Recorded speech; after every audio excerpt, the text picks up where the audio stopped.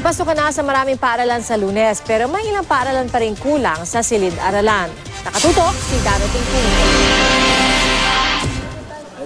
Tuloy-tuloy ang mga guro at kawani ng Civil Aeronautics Administration Elementary School sa Las Piñas sa paghahanda sa pasukan sa Lunes. May ilang magulang at estudyante ring tumulong sa paglilinis. Ang CAA Elementary School ang isa sa mga paaralang may pinakamaraming enrollees sa Metro Manila. Nasa 10,699 ang enrollees dito ngayong school year 2017-2018. 2,690 ang mga bagong enrollee, kinder at grade 1. May inaasahan pang 100 hahabol.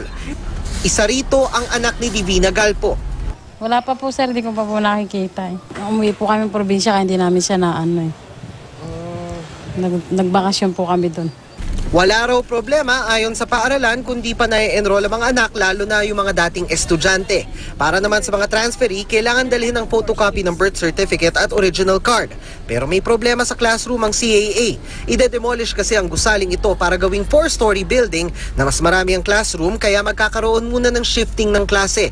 Batid daw nilang kulang ang oras pero nag-training na raw ang mga guro para kahit konti ang oras, maayos pa rin maituturo ang mga leksyon. Halimbawa, English subject niya ay 50 minutes, binabawasan nila ng time na 10 or 5 minutes. Handa na rin ang mga classroom tulad nito para sa kindergarten sa Tambo Elementary School Main sa Barangay Tambo, Parañaque. Ang kantin inaayos na rin. Sa ngayon, nasa 2,160 ang enrollees dito, 222 mga bagong enrollees sa kinder. Ayon sa DepEd, handa na ang mga paaralan sa pasukan. We are doing shiftings. Dahil kapag hindi talaga kakayanin, kailangan natin mag-double shift. Meron po sa umaga at meron sa hapon para ma-accommodate ang mga bata habang tayo ay naghahanap ng mga lupa na maaaring magamit para patayuan ng karagdagang silid-aralan. Danoting Kung, nakatutok, 24 oras.